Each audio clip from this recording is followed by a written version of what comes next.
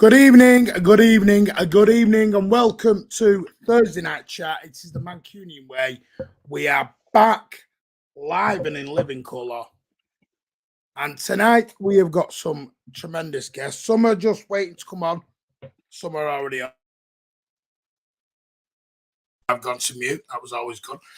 Good evening to Xander and Carl. How are you, gentlemen? Good evening, Martin. Good evening, Xander. Evening, guys. Nice to be here. Yeah. Good. I'm just waiting for Vader and Ozzy are here. They're just in the background. They're going to give me a little thumbs up. And then I can bring them in. And by the way, the background, before anyone starts, is not red. It's maroon and black. It is the away colours. So anyone says you've got a red background, it's maroon and black. It's the old Manchester City away top. So I hope we are all well. Good evening to Spados. Hope you're good, mate. Hello, FIFA. Yes, he certainly is. Super City is with us. Good evening, buddy. Hello to Adam Quinn. I hope you are well as well. Come on, get those likes up. He says, yes, thank you. King says, hello. How are we tonight, Blues? We're all doing quite well, thank you. Hope you're good too. FIFA's given us a W, which is always good. Blue Heart, he's here on time. He's remembered. See, you're not that old, buddy. Hope you are well, Blue Heart, and it's lovely to see you, mate. Yusuf, our resident Liverpool fan, has also joined us this evening. Well, he wants to talk about a really good team. No, just to let you know, Yusuf, this is not a mid-table sort of stream, mate. I turned 24 yesterday, FIFA.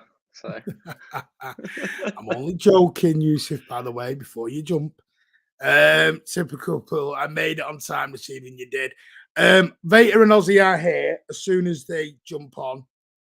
I'm just waiting for them to give me the thumbs up, and then I'll bring them in. Ozzy's been working all day, that's all. I'm looking at Ozzy right now. I don't even know if he can hear me. He's smiling. He's smiling. Cheers, Jack. Oh, screw it. I'm bringing him in. Evening. Evening, mate. They're Evening. all coming in. Screw it. I'm bringing them all in. How are we all, gentlemen? Good. Tired. Very tired. Busy day for me. Good. I'm just getting things I'm just getting things set up, so I'll be off camera for a little bit. Nope, it's fine, mate. Don't worry. Just so you all know, don't bother watching that boring crap that's on the television right now. Ignore that. That's a load of crap. That you don't want to watch that rubbish. That's on. I've got it on only because of the Carabao Cup live draw that we will do live on the channel. No, there won't be any sound or any images, so there won't be any copyright issues. So don't worry. Interesting time. I think we need to come together as a fan base, and this is where we're going to go. Good evening, Ozzy and Vader, and Yusuf is in. Says, why is the fan base split? Well, okay. If anyone starts, this is not a negative connotation. We're not going down the road of the fans are in a major split.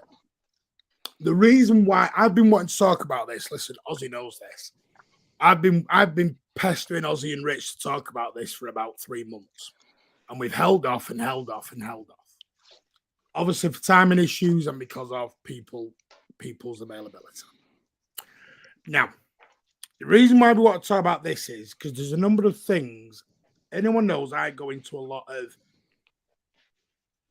Villa have just gone one up, by the way.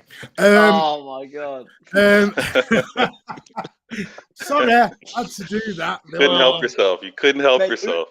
Unai Emery just hates United, doesn't he? Damn. He just hates United. Well, we were live on air. Secretly a right. fan. Yeah, he is. Yeah. Hey, at least I didn't jump up like I normally would. I've normally jumped up by now and gone, get in, you bastards. Anyway, it's a Mickey Mouse trophy anyway, isn't it? Right. So, why is the fan base split? I hear people ask. It's not split as in everyone's against each other. It's not that. What there is at the moment, there seems to be an old versus new sort of split. Now, I go into, like I said, a lot of Manchester City Twitter spaces. as does Xander, as does Carl, as does Vader. And we hear it all the time. Now, I'll give you an example what's bugging me at the moment. Yesterday, Stefan Ortega was absolutely world-class outstanding. Yeah, he's brilliant. Yeah, it was Instead of celebrating Ortega's performances, it immediately jumps to put him in as number one. Ederson's crap. Which then spikes everybody going, because everyone's sat there going, why can't, what's going on here? And then what you get the old Manchester City fans saying, oh, United have scored instantly. Well, that lasted long for Villa. Anyway, I'm turning that off because it's distracting me. No, I like I'm the not update. being very The updates are good. professional here as we're going along. So what you get is you get the old fans going, stop it. This isn't our fan base. Why are we attacking players when they're not even on the pitch? And then you get the new fan base saying, well, you know, Ederson's dropped bollocks. We need to make sure, get Ortega in. He'll win as a Champions League, unlike Ederson. Now, I think the answer lies somewhere in the middle. I think the old fans, including myself, because I've done it, I have completely done it. I've even done it, and Ozzy won't mind me saying this, I've even done it to Ozzy myself. And Ozzy's done it right back to me. And you sit there and you go. Can you give the two examples, Martin? Can you give the two examples? Champions League, straight off. Okay. Champions League is one straight off. Old City fans are sitting there going, if we win it, we win it. But we'll never forget what UEFA do. Some new, and this is not Ozzy here, to say an example of some new City fans will say, well, we're not a big club until we win it. I'm bored of winning the Premier League. I'm in a Twitter space, and I had someone say to me the other day, told us all, me, Carl, and Bater, that Pep Guardiola needs to be sacked because we haven't won the Premier League. We haven't won the Champions League. Was he a City fan? Yes. Well, he wasn't then, was he? No, he is a City fan, Xander. I've heard it. You've heard it of City fans. It's not a certain somebody we all know, is it, Martin? No. I've never heard of it. I don't know. I hate football fans. I hate football fans so much. There was an old saying that Manchester City fans used to say when I was a little boy going to Main Road, and it was, we never wanted to be them down the road. Now, what, in my point of view, what old City fans meant by that is, we don't want to be arrogant. We don't want to be cocky. We don't want to be, we have to, you know, I'm bored of winning the Premier League after 2 or 3 times. I now want to move on to the next best thing. Yeah, getting to the point where you take the victories that everything are happening for granted. Yeah. And all it is I got to, and this is why I always stayed away from it, because I thought, you know what? Don't want to do it, because I knew it was a touchy subject. And it's not done in a negative connotation. I'm not doing it for that. The reason this channel was started was to bring fans together, old and new, home and abroad. I don't care where you are from. I don't care if you're from Manchester. I don't care if you're from London, Yorkshire, Timbuktu. We are all meant to be Manchester City fans, and that is no longer the case. We're now on a pissing contest on who's the biggest City fan here and who knows what. And I just wanted to get everyone's opinions on it and how we get it to stop, because this is a platform that we have, and all City platforms have, where we can stop this stuff, stop it dead and get it moving. And the simple fact is, what they all need to remember is, we were newbies once.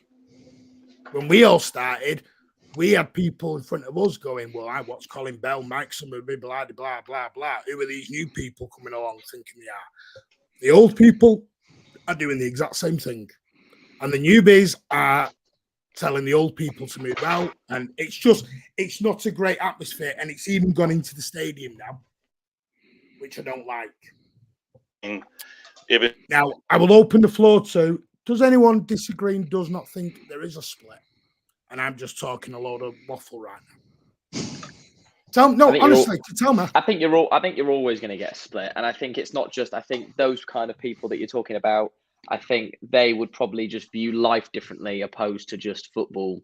I think it's a sense of entitlement, and well, we've done that now, so now it's the next thing. It's the whole thing of I've had my toy for 6 months. I don't want this one anymore. I'm throwing it out. I want a new toy. I think it's that. I think it's a mentality thing as much as a football thing. I think for anyone to say I'm bored of winning the Premier League is just, at that point, I wouldn't sit there and question you and go, you're not a Man City fan. I'd sit there and go, you're not a football fan at that point. To not appreciate winning your domestic league and appreciating where we are now. I mean, you look at where United were 15, 20 years ago, where Arsenal were, to an extent where Chelsea were after seeing what stage they're in now. They were all dominant teams in England doing it was always, when the season started, it was one of them three winning it. Now it's kind of where it's been us and Liverpool. Don't take it for granted. Just enjoy winning whilst we're winning, because I can guarantee you this will not go on forever. In 3, 4, 5 years' time, we will be going, might challenge this year, and everything changes. I think anyone at the minute saying they're bored of winning in the Premier League is just talking nonsense. I'm actually surprised, Martin, you said it's got into the stadium, because I was there on Saturday watching the Fulham game, and I love going to the games. I should go to more.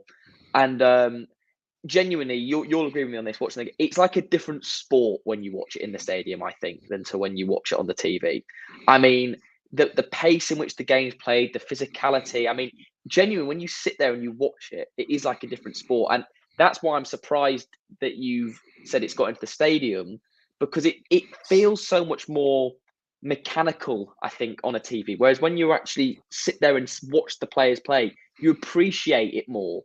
When someone runs at a player and does and beats someone. Whereas on a TV, you look at it and I don't know.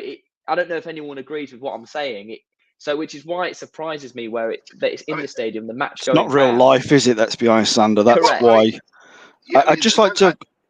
Sorry. I have like 5 minutes. I have like 5 minutes. I have to go for this City practice thing. If you don't mind, Martin. Also, if you don't mind, apologies. I have this training. I have to go for it in like 15 minutes. But I live in the US, and I've been fortunate to visit the Etihad a number of times. And Xander's right. The stadium experience is absolutely amazing. It's a different sport watching it. Talking about what's going on, Martin, from the newbie to the oldie. So I thought really hard today in the shower about what the hell is going on with the fan base. I mean, seriously. Did you just say the shower? Yes, sir. Yes, in the shower. In the shower. Sorry, go on, man. You just sat there in the shower. No, that's a classic. That's a classic Gundo. He does his best thinking there. I do my best thinking in the shower. Believe me. All right, So mate. I'm in the Off you shower, go. right? I'm in the shower. I'm saying to myself, what the hell is going on? And I figured it out. Right? The problem is Ederson has won every single thing apart from the Champions League. And many of you fans who believe the Champions League is the end all be all blame him for us not getting through. So all of a sudden, Ortega, who by the way has never played a Champions League game, right, except when he came to City, is now the solution because he won one game against Chelsea yesterday. Get rid of Ederson, let's play Ortega.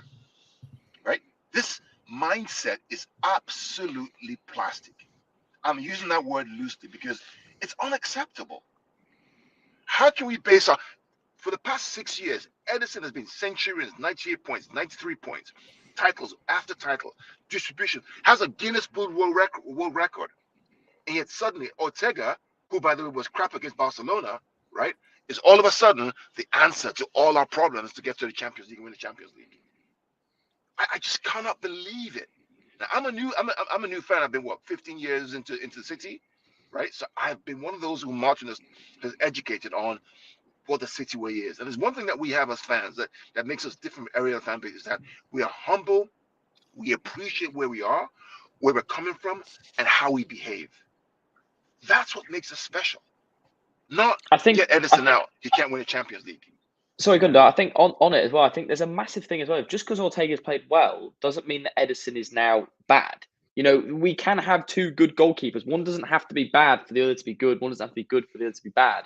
I think it's a negative way to look at it, to think, oh, well, he's the new thing. Let's get him in now and forget the other guy. Ederson made let's not forget, made a couple of great saves a couple of weeks ago, So, we know he's not the best shot stopper. It's like when we have Cancelo. We love Cancelo, but we know he's a liability going back towards his own goal. And I think you have to have a sense of loyalty to some of these players, like you said, Gundo, that have helped us win these amazing feats as a club, to then just go, well, let's just bring him in now, and he's done in these old news. I think it's a little bit. I don't really. I don't subscribe to that way of thinking, to be honest. You know, just to kind of, I'm going to briefly touch upon the Ederson and Ortega thing. I've been saying, if you've been watching the streams quite recently lately, I've been saying for quite a while, Ederson, and I was saying it kind of the end of last season and before the beginning of the season as well, that Ederson needs to be challenged. Ederson has basically not had a proper backup since he basically came to the club. And he's basically been the number one. No one has really challenged him, you know.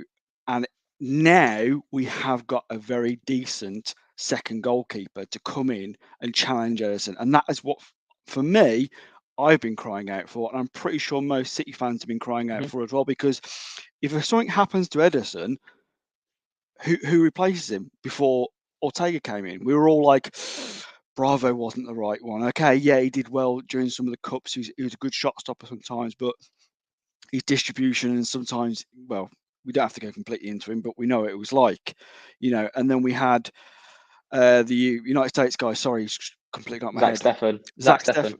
We had Zach Steffen, and again, he showed moments where he was good, but again, definitely wasn't ready to be number one. He's not even been taken to the World Cup for the States, so that means he's not even third choice keeper for America, and he's our number two. Exactly. So for me, that is what we've needed, and we've got it, and it's brilliant. And I said he needs to be playing more games. I wanted him to see him come into some of the Champions League games. I wanted to see him come into the Carabao Cup. We've seen it, and now we know what he can do. Brilliant. Now that gives Ederson the kick up the arse to say, I'm not saying he's been bad, but it gives him the kick up the arse to say, actually, there's somebody who Pep thinks, actually, Ederson, you're just not on your game. There we go. We've got Ortega who can come in. Okay. And I just want to point on something that I feel that every City fan will truly understand. To be a City fan, now I'm a relatively new City fan, and I'm sure Xander can appreciate this as well. And I know the rest of the guys will get this, is that being a City fan, you don't care how many goals you scored, how you think, you know, we're gonna walk this during the game. You are still nail biting. You are still thinking something's going to happen. Something's just we're going to slip up because this is City. And you get slagged off for that, Ozzy. Yeah, but at the same time, the true fan knows, okay, that's just the way it is. And sometimes it's a good thing to have that, and it goes back to not being arrogant, doesn't it? Really, it's that we're still that small mentality club. I thought that we shouldn't be here. I mean, when I say a small mentality, is that is what we're always painted with. That we won the lottery and we got it big, and we haven't got the fan base and we blah blah. But it's not a bad thing that we still have that mentality, that we can still respect and go, is this real? Is this not just a dream that we're living? You know, somebody will wake me up tomorrow, and actually we won't have got Shakeman saw through the door, and we won't have got all these trophies. And, you know, so for me, that is what really a true City fan, because you know it, because it's in you. You feel it every time we play a match. You're still kind of going, are we going to win this, even though we're 5-0 up? It's because. Go ahead, Gundo. Well, Ozzy, that's why yesterday's game I was a nervous wreck. I mean, Marty would tell you, and Beta would tell you, I was a nervous wreck yesterday, because in my mind, I think most City fans would say. I think every true City fan would say the same thing, because even though we were 2-0 up, we were controlling the game. There was still that moment. Yeah, especially when the team come out. When the team come out, me and Carl and Veta were like, "Oh, what's up the deal? He's done it." the nerves kick in. Yeah. I think to also go to the divide, I think a large part of it is just consistent with old and young, right? There's the youth perspective that you can definitely see with some of these comments and perceptions and expectations. So, you know, it's jarring sometimes, because you're like, how are you so extreme already after one display from Ortega, for example, or even some of the statements with regards to we've now won. And I would say even before us winning last season, there were fans saying, I could pass on another league win. I want the Champions League. And it's some of those things where you're just like, slow down. Yeah. But again, I think it really is a youth thing, because no disrespect to those that are younger than me, but I don't hear that from my older friends. I don't hear that from the elders. I don't hear that from fans. Don't say mate. I'm not No. mate, sunshine. I'm not gonna do that. I'm not gonna do that. But I don't hear that from that series of fans. Now, there's also, and this is why I was really curious. I'm not sure if it came through when I was off camera, but maybe my mic wasn't on. But I was asking, and you kind of said it, that you saw a divide in stadium. Actually, you're kind of hearing a little bit of some of that. Whoa, I'm surprised that's coming from our fan base in stadium, where I'm not so surprised by it on socials, because I agree there. Yeah, because on socials, again, it could be new come fans, it could be very young fans, it could be fans that have only known City through Pep. Like there's a series of the fan base that only knows City as Pep as that manager. So them having the perspective of this is what City is. Do we fault them to not know more? Yeah, because I think it's also, you also get the trolling aspect on Twitter as well. 100%. People that will just have a contrarian opinion for the sake of having a contrarian opinion to bring out a reaction from somebody else on the other side of the keyboard, and they've won. There's a bit of that going around as well. I'm sorry to jump in. Carl has to shoot in a moment, so I just want to thank Carl. I know it's short and sweet. Like I said, he's going doing his training at the Manchester City Academy. So there he is. Hey, that's the little guy? All right. He's just showing off. That's class. Have a good one, man. Have a good one, mate. Anyway, yeah. So, go on, carry on, Xander. Sorry, mate. No, that was my point. But I think you're always going to get a little bit more. That's why I was surprised, Martin, that you've heard rumblings in the stadium, because you were always going to get more just comment for the sake of comment and more reactionary knee-jerk. Well, when I say rumblings, I mean in certain aspects. It's like and demographics probably as well. Demographic is 100% one of them. 100% one of them, especially when City fans are singing City tearing Cockneys apart again, and there's a guy from London with a Cockney accent singing it, and you go in.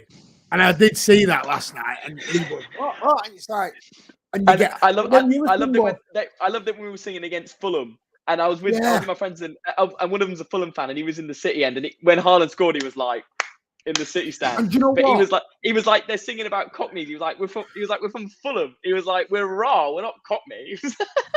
Well, I saw it in a Champions League game. And I'll tell you where you get a lot of it on Champions League nights. Because when you go to the stadium, for example, Ozzy, Xander, you went to the stadium in a league game on a Saturday or a Sunday, and you see like everyone there. And if you went the week after, you'd see the same people. If you went on the Wednesday night in a league game, you'd see the same people. Yeah. On a Champions League night, completely different. Completely different. You see everyone who is different, except the proper season ticket holders who were in there. They were in their normal seat. Yeah. Now, but then what you get is, like I said, there was a guy with a Haaland scarf and everything else. Haaland goes off and he left. That pissed everyone off around because they were like, what? We're not Haaland FC. We're Manchester City. Stay and learn about the club a bit. You know what I mean? If you just and that's where you start seeing it in the stadium. What would you guess his age? What would you guess his age to be? It's probably early 20s.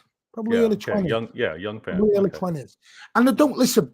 And you see him all the time in their like River Plate shirts or whatever. They're wearing football shirts, but they're not. They're there because it's the Champions League. They're not there because it's Manchester City. Yeah. If that makes sense.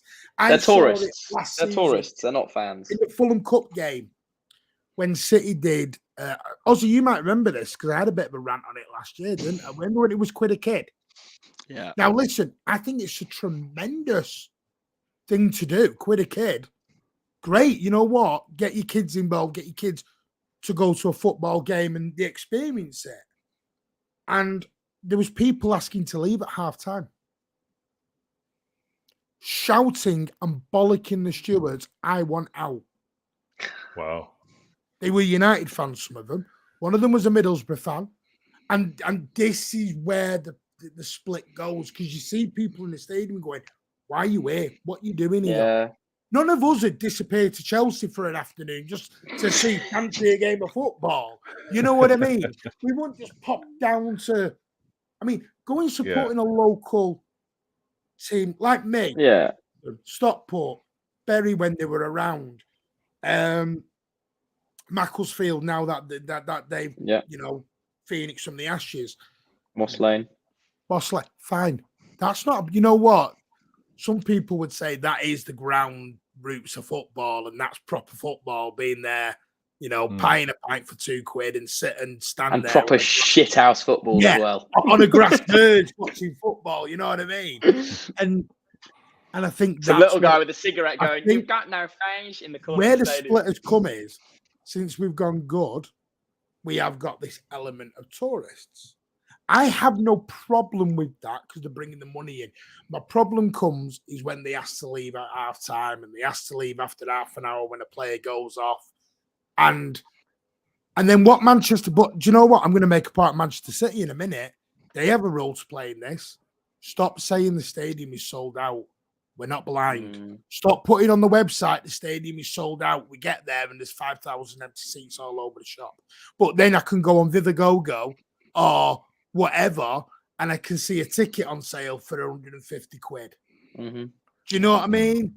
Something then needs to be done about that, because that is taking the actual. But But then that's not just City. That's ticket touting as a business model. It's fault they're getting out there, Xander.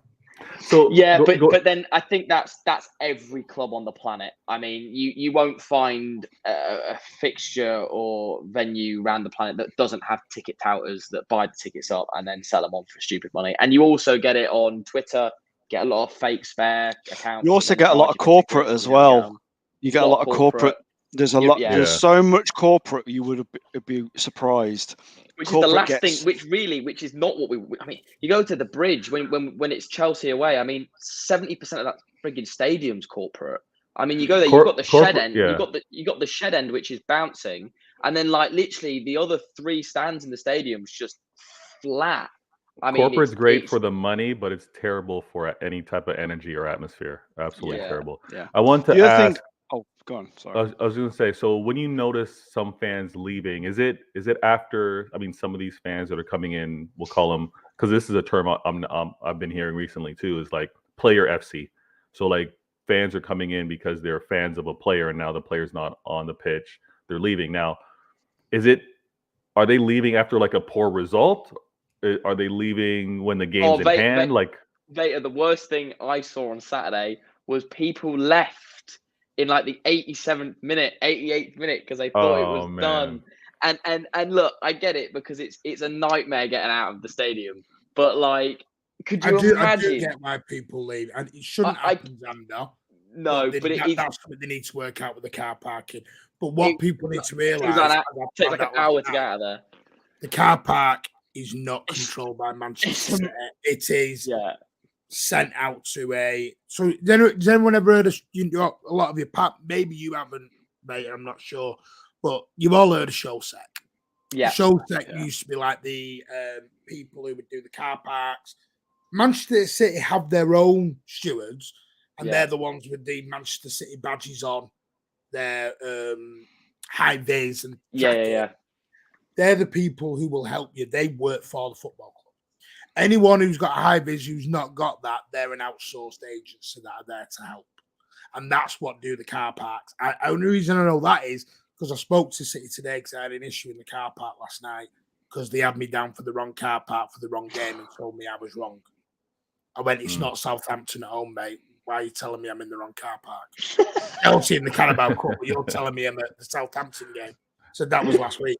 So the simple fact is, and I spoke to them and they said they've had more complaints this year on the car park than they've ever had. Mate, it was murder. Took us an hour to get out. There's a lot of issues with the Metrolink this season as well. So I do get why, but that's not a new phenomenon as well. I think listen, when I mean split, I don't mean split as in we're all arguing with each other, but there is this from some older fans, I'm better than the younger, and then the younger sort of say to the older fans, can you sort of move out because you're too negative?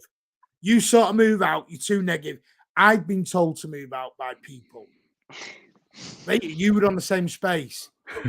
It's people like you why we don't win the Champions League. Well, Yeah. do you know what I mean?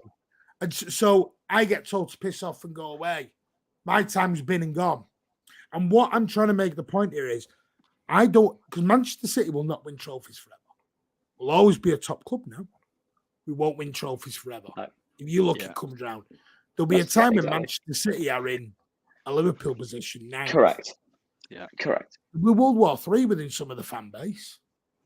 What are you doing? We're nine. Bloody hell. And that's what I'm saying. We should just that's what I'm saying. We should enjoy it. Enjoy winning. Enjoy having the best footballers. Enjoy having the best manager. You know, just enjoy it. Why are we taking stuff for granted? I mean, the only split I've ever seen, really, Martin, was the match-going fan and the non-match-going fan. And as someone who kind of sits in between the two, I've always thought, look, if you're someone who pays for a season ticket every year, goes to every game, travels up and down the country, going to all the away games, I always view that and go, look, even just from my perspective, I think your opinion on our club is more valid than mine because you commit your weekend every single week, financially and time-wise, to follow our club, right? Don't get me wrong, I love City, right? I love it. And it drives my girlfriend up the wall, my family up the wall, you know, it dominates my life in so many aspects. But I look at someone who goes week in, week out, supporting the club, I go, fair enough. If you sit there and tell me, let's say we were voting on something to do with the club, your vote should be worth more than mine. And that's where I've always seen the line between the season ticket holder who travels up and down the country and goes to every home game and the guy who's never stepped foot in Manchester in his life. That's where I always see the split slightly. And this is what I'm saying. You know where I live. I live down south. I live just outside London. I try to go to as many games as I can. I go to a lot more of the away games. It's easy for me to get to, but I'll come up to the Etihad once or twice a season to watch a game, right? But I appreciate that my relationship isn't as intimate, I think is probably the word to use, with the club as, let's say, your relationship with the club, Martin. You've got a much more intimate relationship with Manchester City and the city of Manchester than I do. Ozzy's face just said that. I don't know what you think I do every day. Listen, you know this rumor that goes around of Martin driving around the Etihad at midnight.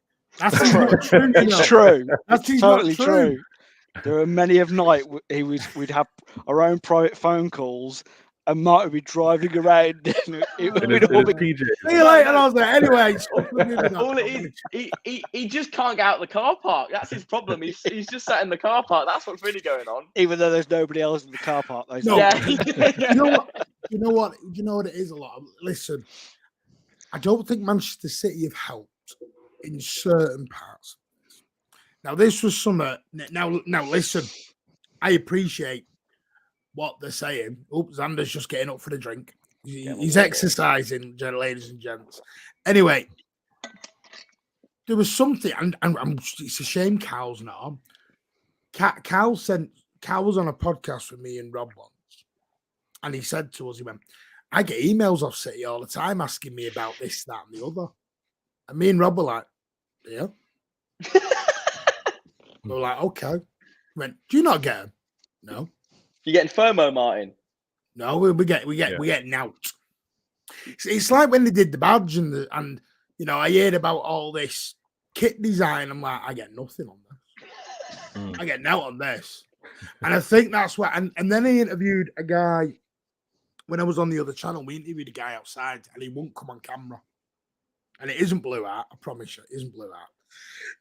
And he said to me, he went, this is different. He didn't like the new stadium. And we said, why? Because I was like, he went, atmosphere's dead. It's cold. It's cold. Which comes back to the point of, I don't think we did the right thing when we moved, but that wasn't Sheikh Mansour's fault because he wasn't in charge then. It was 5 years away. When we moved in 2003, it was like an NCP car park at the very beginning. It was just pure concrete. There was no remembrance back to Main Road. There was no remembrance back to Mike Summerby, Colin Bell, Paul Dickoff. And they tried a little bit. They put stuff, around the outside. When you go now, they'll have like 1997, we changed the badge. 1996, we did this. 1976, we won that. And they've now put stuff like that up. And I think that's what hurt the fans from Main Road a little bit, because the transition, I think they feel like they've been tapped out a little bit. Like, we've got your money now. See you later. We're now focusing on a lad in India, a lad in Toronto. That's not against you, Vader, but you know what I mean? We want to go and tap out. International. The whole market's tapped a little bit now. So I think if you asked probably Arsenal fans when they moved, if you ask West Ham fans when they moved, I'm sure I know they would, because I know some West Ham fans. Yeah, I've got it in the family. They hated it. Yeah, they hated it. They didn't accept it. It's only now some of the fans are starting to kind of warm to the idea. But I think, in all honesty, if you move away from that traditional home that you had from the very beginning, it's never going to be the same. I mean, you get the same with Chelsea fans at the moment saying that, there's been talk about moving the stadium completely, but the true fans go, never going to happen. We'll walk before that happens. So I get the kind of where people are coming from when they say it's just not the same. The sad thing is that things change, especially when your club gets bigger. You have to start having bigger capacity of stadiums. You need more infrastructure. And I think, if we're honest, when you look at the likes of United, when you look at the likes of Arsenal, West Ham, Chelsea, none of them have got the infrastructure that we've got around our stadium now. Do you know what I mean? None of them are actually building a future. None of them are building a legacy, as in what is going on currently with the. I mean, Martin, you were only mentioning the other night about them building the hotel, and a lot of people would say it's a hotel. What's that got to do with anything? But it's rejuvenating that area of Manchester. How many other clubs can say that that's happening in their areas right now? Yeah, there's also going back to even the point of the move, and kind of like it feeling cold and not really having the same atmosphere. Unfortunately, that's almost impossible to hold on to, because there is that intimacy of what you're familiar with, and all the moments that you've experienced in the stands, and now it's moved to somewhere else where you now are going to be making new ones, and it doesn't quite feel the same. And also, once something's larger, it's also harder to have your voice carry the same way, right? Like, it requires a lot more. But I think that some of and again, I've been had the honor of visiting Manchester yet at all. Whether it's going to the game. I know. I'm working it out. I'm working it out. You can stay at Ozzy's house. Ozzy's got it all right. I'll bring a sleeping bag. But the cool thing is, and when you were talking about some of the heritage, and even with regards to the mistake with regards to the first recognized statues that were placed out front, I think the club has made those mistakes, in all fairness, but to know that there's a recognition, to know that we're gonna course correct, and now make sure that it does tie in, again, not just new, not just present day, not just recent success, but to reach out to what kind of built built the club, built some of this history before the glory days or present glory days. Now, to Xander's point, I recognize the older fans, the fans that have been here before me, as the ones that, again, because I've heard it, I've looked it up, the ones that kept the club going, right? If it weren't for those fans that are still around to today, keeping the club afloat when it was in its most difficult times, where would I be right now cheering on City? City might not be here. So I recognize those fans for what they've contributed and their point of view. I only have a split when some don't want to hear the North American accent and my appreciation for City and to have a It's as conversation. though you're not allowed to have a voice. Mhm. Yeah. And even I have no shame in asking questions. Am I to be expected to know every piece of history with regards to City? No. But when I do ask the question, I love being able to get an answer. And part of my journey with regards to the channel that I built and one of the shows that I do is Home and Away, and it's my attempt to hear from a home fan that I would never have an opportunity to. So it's, I guess at the end of the day, it's about tolerance to kind of eliminate some of the split. But we're all needed. We're all needed. The way this club is growing, we're all involved.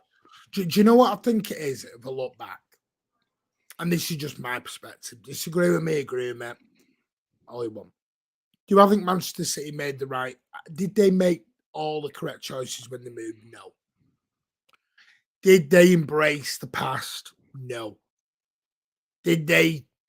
And what's happened is you go to United and you go to Liverpool and you go to these other clubs and it's all Bill Shankly, the boot room, the Busby Babes. Everything about it is historic. You go in the museum and the tour, and everything is about the great teams of like the 40s, 50s, 60s, 70s, 80s, everything in both clubs.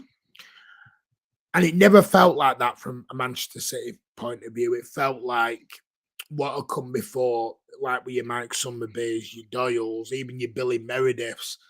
Everything was sort of just, yeah, that's kind of, we know it, and it was never embraced.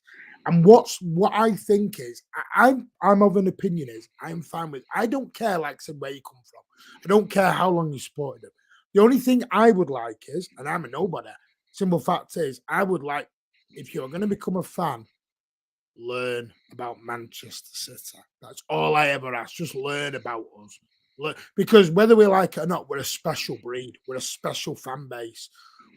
Not many fan bases can take the piss and laugh at themselves like we can. Like Ozzy said, Tottenham last year, we were 2-1 down, 89th minute, got back to 2-2, 91st minute, we're 3-2 down again. And we all laughed and went, City are, and we started singing in the stadium, City are back.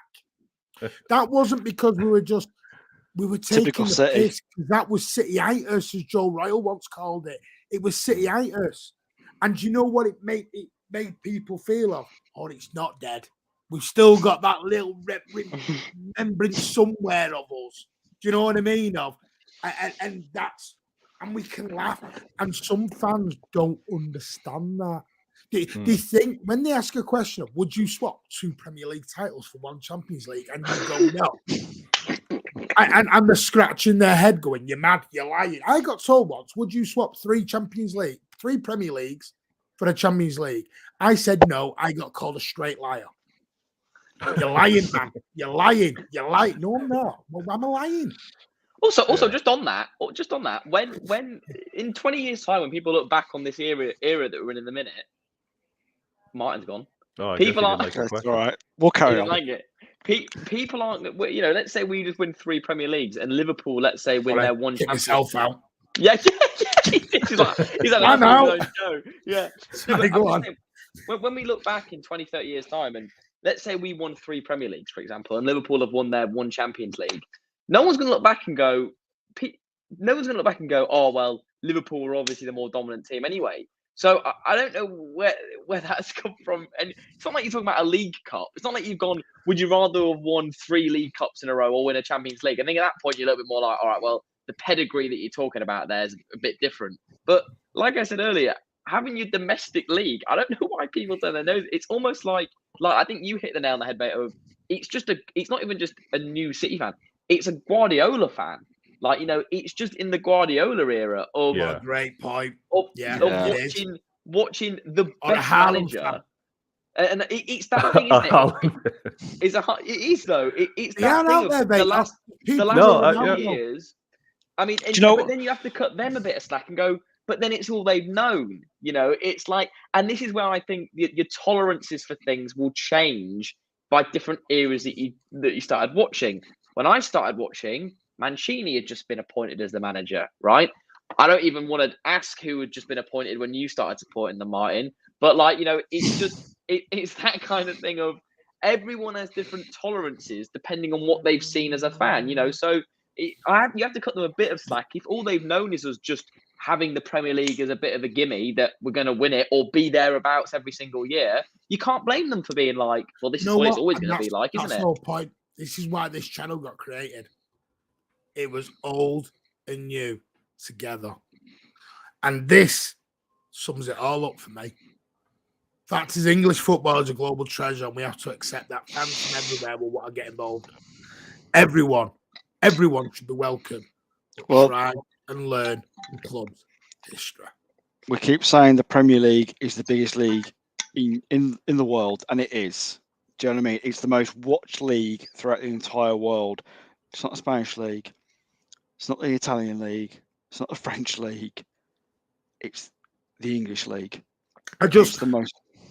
Go on. Sorry, how's it going, mate? Yeah, it's just the most watched league, and we have to remember that. And the other thing I was going to say about kind of the Haaland point, where people just come to watch Haaland, it's the same with CR7, with Cristiano Ronaldo. People just go to United to watch him. And that's not an entire bad thing, because when you've got a superstar at your club and you are getting people who just want to go and watch that one player, it's not the worst thing in the world, because some of them, yes, may go, but some will stay. I think it's fair to say, Ozzy, I think it's fair to say as well, I think he's our first kind of international global superstar that we've had play. I mean, you see NFL footballers doing his, and they're scoring touchdowns and stuff. Like, we've never really had that scale of, everyone going, this kid could win Randy, the you're Ballon d'Or making next friends, year. mate. I know, I saw that. I was pissing myself with that, yeah. But, I don't think we've ever had a player on that scale that is, like, internationally recognised. I mean, De Bruyne finishing third in the Ballon d'Or rankings. I mean, I was like, holy shit, we're getting there. I knew that as like, because there's always been that kind of stigma of we've had great players that we've recognised as great players and other footballers would recognise as great players, but the media have never quite, like, if we had, let's say, David Silva in our team now, let's say he joined, a 23-year-old David Silva joined our City team now, he would get infinitely more praise than he did in the 14-15 season. Just because of where we are as a club now and how we're recognised as a club now. And it is, the public opinion is changing as because a lot of the journos that are coming through now, that are in their mid-20s, late 20s, they're recognising City for who they are, whereas a lot of the old guards moving out. And I think that going back to the Haaland point, that is a culture shift in itself. Having people going, I want to go to the games just to see a certain player play. Like you were saying, Ozzy, I want to go to Man U to just watch CR7 play. PSG will get it. I want to go see Paris play just to see Messi play. It's like you'll get that when you get to that thing of having the best players on the planet playing. Don't for your club. forget, in the Ballon d'Or, in the top 10, we had more players in the top 10 than any other club. Yeah. Do you know what I mean? We haven't had a player yet that's been at City that's won the Ballon d'Or, and that's coming because we've now got that player Haaland that is more than likely going to win it and probably win it at City, which is going to be a hell of a moment, I think. Yeah. Do you know what I mean? But I was going to say too, I have a unique perspective being out here in Toronto because, I mean, there are football fans. There's fans of all leagues, whether it's La Liga, EPL, and everyone, right? But it's not common knowledge. There's, you'll come into a person that is a fan, just not common knowledge. Where it's probably you're probably more accustomed to bump into someone that knows many aspects with regards to football. Holland is known by many of my neighbors and close proximity friends that know nothing of football. All they follow is hockey or they follow baseball. They happen to know Holland, and they now also, because of that, because his name has grown, they didn't know of City in with regards to the connection. They knew City the club, but now they know City and Holland, and it has a different gravitas now. And that's going to bring on the very casual fan, the fan that's just interested in what's the headlines, So it's don't changing forget, time. mate, I get the Haaland stuff, and I know what Xander said, he's the first mega star, right? Ready-made mega star. And I think, but I always look back on Aguero and David Silva as like, they were world superstars to me, but I don't think they were ever in the world. But in the world of football, Martin, that's what I'm saying. Because out here, it's reached. These are not. I'm telling you, these are non-football fans at all. Yeah, they don't know the don't sport. know who like Silva or Aguero was. They'll know Messi. They'll know Cristiano Ronaldo and Mbappe. They'll Neymar. know Mbappe. Name like that's it. They and only that's know what the we're big talking names. about, Martin. It's Yeah. that level of player. It's your Giannis Antetokounmpo. It's your LeBron James. It's your Anthony Davis. Yeah, it's this level of superstar franchise player that They would comes not in. know. Yeah, they would not know a Lukaku. They would not know a Conte. They would not know. Just like you don't I would know even Brook argue Lopez whether in they the knew NBA. Salah. I know. I agree with you, but I think, and we are going to move on in 2 minutes, gentlemen. I will say, the Neymar, for example, and we had a private discussion, didn't we, Oz, at some point on this when we were in a group on Neymar. And there was a lot of fans would say he just never would be accepted at Serre because of his off. And this is what I mean. I think a lot of fans from outside of Manchester City I think they think we're a bit crazy sometimes, and I don't think they quite understand our love. And the way I look upon it is Manchester City is one club with a massive fan base, and it will grow bigger. At the end of the day, without the fans like Xander or Ozzy, who is, and I don't even class Ozzy as a new fan. Someone who's been or whatever. Say like, without the likes of Beta or Carl or whoever, what happens when I die? When Blue Art's no longer I think the big thing, Martin, does it stop then? Do we have an empty stadium to play in? I think it's a thing of it's when you're not a legacy fan, when it's not been something that's passed down. But that was the issue, Xander. That's exactly where I'm coming to. They pissed all the old fans off when they called us legacy. Yeah. No, but what I'm saying is I don't think you have to be an old fan to be a legacy fan. Like, let's say if you have a 20-year-old kid who's been going to Main Road with his dad since he was little, I'd class that 20-year-old as a legacy fan. He's someone who's got that in it. He's got that in his blood, and he's been born and raised, and he was pictured with a City kit on when he's 3 years old. That kind of thing. That's what I view as like a legacy fan. Think about it as like a born again Christian, put it that way, that kind of thing. Like, were you baptized as a baby, or did you find God as you got older in life? It's that kind of thing. It's and yes, I did just refer to Manchester City. Yeah, can we keep religion off on the planet? channel, please? Politics and religion are staying off the channel. It's that kind of thing of, when did you find it in your life? Did you find it as someone who went, okay, well, I wasn't massively into football as a young kid, and I got to 12 years old and thought, okay, if I don't like football, I'm going to be a fucking loser at school, so I need to get into football. And I see Mancini strutting up and down the touchline, looking like a badass, and he's got Aguero coming on. He's thinking, this guy's fucking sick. And David Silva and Yaya Toure and Julian Lescott with his big fucking head, and you think, these guys are sick. Do you know what I mean? Like, you're watching all these guys, and you think, that's how I got into it, but then you've all, like I said, that's juxtaposed to, well, my dad was a season ticket holder at Main Road, so I'm a season ticket at the Etihad now, and it's that kind of thing, and that's more where I see, a difference in a fan. But you are right, Martin. It's the game's changed. It's a global game now. And you need a global audience to sustain your club as a global franchise. And you know what? We just have to realize that we're all, like I said, we're one. club. Yep. Just loves all I ever ask is just learn about the club, learn about the fan base. That's all you have to do, and everyone is happy bunnies.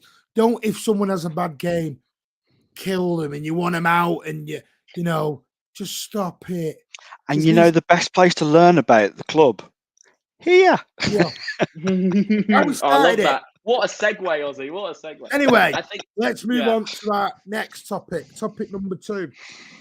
Manchester City have been linked this week quite heavily with a certain 19-year-old centre midfielder from Borussia Dortmund. Now, Martin, do you know how horny that makes me that he is linked to our football club? Genuinely, unbelievable. But carry on. Yeah. I'm just starting to steam up over there. I just want an intimate relation. Do we need to get some of that? Hands above the keyboard. Hands above the keyboard. It's that intimate relationship with Manchester City that Martin has. That's what I'm wanting. You know, it's that. This is the part of you fan. Look at him, Jude Bellingham, and he's getting all excited. No. If it was Sean Goater, well, you wouldn't give a flying toss, would you? Anyway, listen, Jude Bellingham, 19 now. It came out obviously on the Blooming Forum from Toldo's Hairdo or whatever it was, that the same person who did announce about Haaland in February of 2022 last year. And then Mike Keegan came out with it 2 days ago, saying that sources close to Manchester City have announced that are confident of a deal being done for Jude Bellingham. It was also coming from Jan Hager Fjordhoff, the former Swindon Town striker, for what you want to take on that. Showing my age now, I watched him live. Jesus. In Swindon Town's one and only season in the Premier League. That was a fun ride for them. I really am showing my age here. But anyway, I also tweeted out about 4 weeks ago, that when Chelsea were being linked with Jude Bellingham, he just tweeted out one simple response, and I quote, "Do not sleep on Manchester City." He has also had on his Twitter handle a yellow circle going to a light blue circle. And now that has now disappeared. Martin, you're like a detective. No, I learned this of Vader and Carl and other people of you follow the breadcrumbs, mate. You literally follow breadcrumbs. Haaland is his best friend. Yeah. I just think he was at Middlesbrough as well, but I'm sure that's what I mean, Union. I remember him at Swindon before he went to Borough. And he failed at Borough. He was prolific at Swindon. I think he'd be a perfect signing. Do I think it's the finished article? No, I do not. I think he's got a lot to learn. But you listen to what Pep Guardiola says about him. Go back, honestly, listen to what Pep said about Jack Grealish for about 2 or 3 years. He literally was waxing lyrical about Jack. What happens? We sign him. And 2 or 3 years, he's been waxing lyrical on Jude. Yeah. He's 19. He's 19 and he's so good. Pep barely ever talks another player about another player at another club, does he? Great point. Usually, Pep will come out and say, when City are linked with somebody, he'll go, "That's not my player. I'm not going to talk about them. You know, they're at another club. I'm shutting that down." But as you just said, Martin, the players he does talk about that are not at the club, like the likes of Jack Grealish, when he has mentioned them and gone, you know, they're a good player, blah, blah. Doesn't give a lot away, but, you know, he respects them and he likes them. And then where they go more than likely, they end up at City. You know, so the evidence is there. I've seen a lot of chatter of people saying he's the Gundogan replacement, right? I would go as far to say I think this kid is that good. I think he's the De Bruyne replacement. Wait for Vader on that. Wait for Vader on that. I think that is what he can become. Genuinely, I think he has got minerals. That kid, like huge cojones. Like, you watch how he What is plays. going on tonight? Can we take the sexual tension down, please? Bloody Seriously, hell. Erections watch- on. What is going on? You watch how this guy plays. Like, Xander, I blame you for this. You've sent everyone into an absolute frenzy here. Yes. he's just so good. We have a voice like Columbo Blue Art. Like I'm on 50 a day. He's just so good. I'd love to see him in a sky blue shirt. Okay, He's then. phenomenal. He The is thing good. is, he's been linked. The pattern though has been linked quite a while. For the last month, it has been reported that he's going to Real Madrid, he's going to Chelsea, he's going to Liverpool, and now he's coming to us. No, he's not going to Liverpool, Oz. What- He's signed for Liverpool. It's done. Sealed, delivered. Still Don't done, mate. forget, It's done. they're getting oil money now. But- Yeah. The of moral course. ambiguity of oil money's now just gone out the window, hasn't it? Yeah. Yeah, of course. Who cares about human rights? Who cares about people anymore? Right, I go on, don't Jose. care about that. But it was said. I mean, I was going to go to the reason that Liverpool have basically kind of are not in the race anymore is one. Yes, because they're not going to spend the kind of money that Dortmund are going to be asking, and this is kind of one of the reasons why the whole the club is up for sale has come up, is because weeks before that you could see the tension on Klopp's face of him being told by the club, we're not going to give you the money. The money that you want for the likes of Jude Bellingham isn't going to happen, because there are other positions that need to be looked at for Liverpool, and if they blow their wad, yes, Sander, blow their wad. Oh, will you stop, Ozzy? Jesus. This is not Babe Station. Where's Alec? But if they use all their money on one player and they've got other positions they need to strengthen, it's not going to be enough for them. What I think is interesting, Ozzy, is I've just Googled. So obviously, everyone's said about signing him. Now, he's got a £43.7 million release clause in his contract, which kicks in next summer. So Who it'll be does? interesting. Jude Bellingham. I don't. No, it doesn't. That's just come up with Eurosport from the 24th of September 2022. The Daily I Mail ignore reveals that the that. 2-year contract ignore gave that. up rates no, for other Dortmund players have taking come out and said there's no release clause. Well, I'm just Mm. saying, it'd be interesting. That's a to see poor reporter. We got to make note of that reporter, whoever put that up there.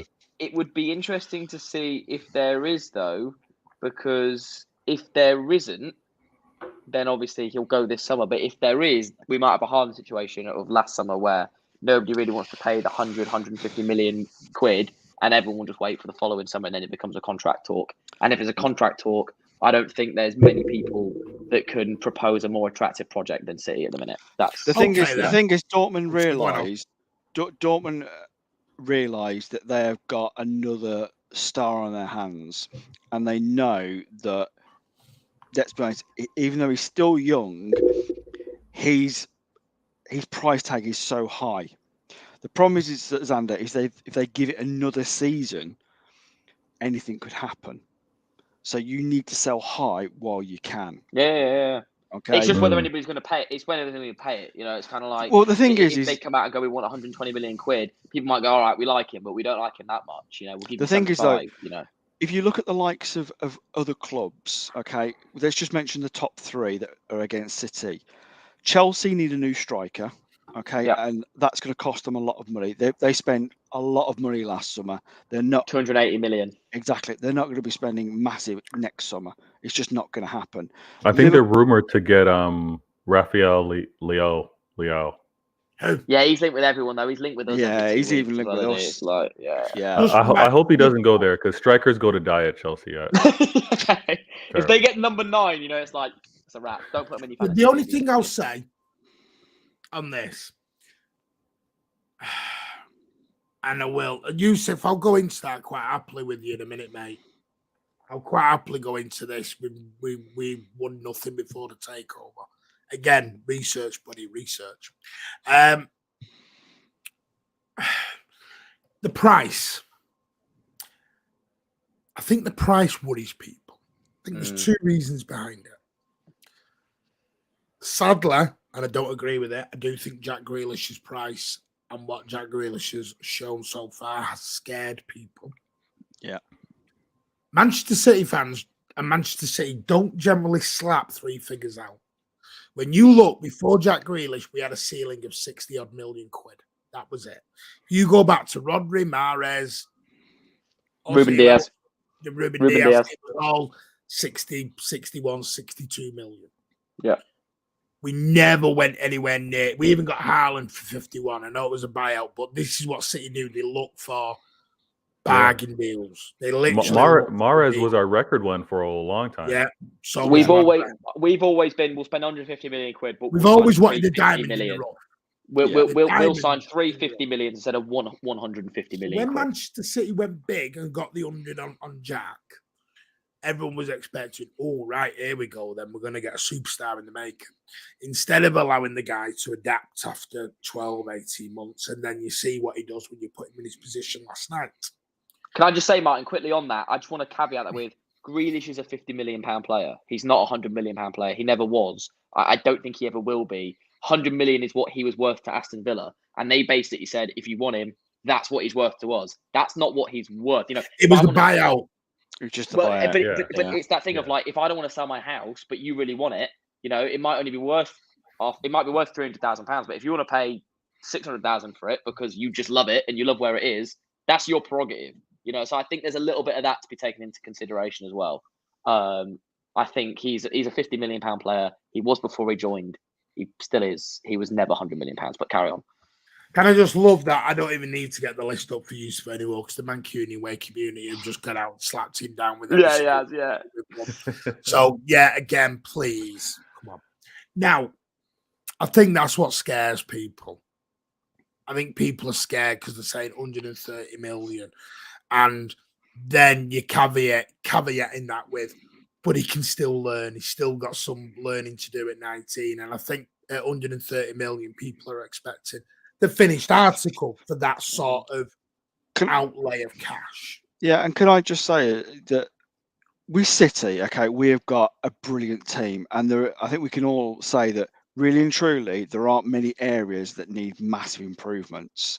Okay, and for me, we are starting to add big players now, like the likes of Haaland, to not only just kind of make sure we've got this dominance of winning the Premier League, but now we want to win all the competitions we can, and with more class, with better players. We don't have to bring in, like a couple of summers ago, well, I say a couple, even more ago, you know, there was a time where we were bringing 5, 6 players in. We don't need to do that anymore. We've got a really great squad. So when, like we did with Grealish, when we can spend £100 million on a player for the summer, that's not a bad thing, because if we can if City can afford it, and it's a deal that can be done, because all we really need is that one player. That's it's not a bad thing. And you also have to think about the market. And as you said, Xander, it's the asking price that club are wanting. And if you're fighting against like Chelsea, United, you know, Real Madrid, you're going to have to pay the dollar for what the player is worth to that club, especially if they've got a good few years left on their contract. Okay. Yeah. So with the likes of Bellingham, if he's coming in to replace, whether it's Gundo, whether it's Bernardo Silva, whether it's KDB, if he's replacing one of our big players, he's got so much time. Exactly. And if you think about it, with the inflation that there is with the market currently, in a couple of years, we'll probably be going, that was a bargain. I'm not ignoring people. I'm just keeping an eye on the TV because we will literally go directly live to the Carabao Cup draw when it is quickly. Just on that as well, Yusuf, you're saying 2 League Cups for the takeover. There's some massive Leeds United, massive football club. They've won 3 league titles. Nottingham Forest, big football club. They've won 1 league title. Tottenham have won about 4. So don't start chatting just because you were lucky to have a great team in the 70s, just like United were lucky to have a great team in the 60s and the 90s. This idea of big football clubs, just touching it briefly and then we'll go. It's built on periods, you know, it's built on sustained success over a certain period of time. And you're just lucky that your club had a very, a great sustained period. And hats off to you. You had some great players and a great football team. And they won one league title in 32 years. But then you've won one league title in 32 years, right? Exactly. So I mean, you might have kids in 30 years' time saying City haven't won a league title in 30 years. That doesn't mean that we weren't a great club in that period. It's just every club has their different periods and different times, and every club gets their money in flux from different times. Any club that you look back that's been dominant has had money backing behind it. It's just the fact that now the numbers are bigger because of inflation.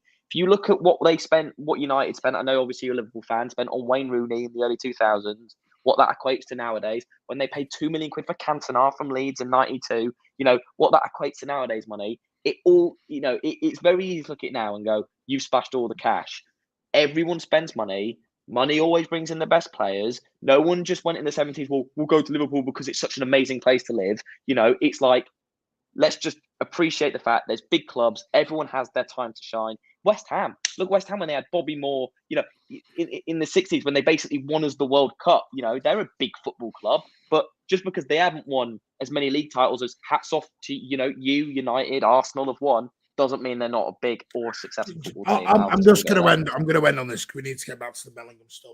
The only thing I would say is I would class Nottingham Forest and Aston Villa's Champions League win bigger than Liverpool winning the Champions League right now. Because when Nottingham Forest and Aston Villa won the European Cup, it was straight champions. Mm-hmm. Straight champions. None of this playing a team that finished fifth in the League or whatever. Yeah. None of that. It was straight head-to-head champions. Nottingham Forest won it 1-2 under the late, great Ryan Clough. So at the end of the day, football is a very different place than what it was. The Premier League changed that in 1992. Totally changed it. And again, that was because they weren't getting the money. So they thought the Premier League would come in to create a load of money for the big boys.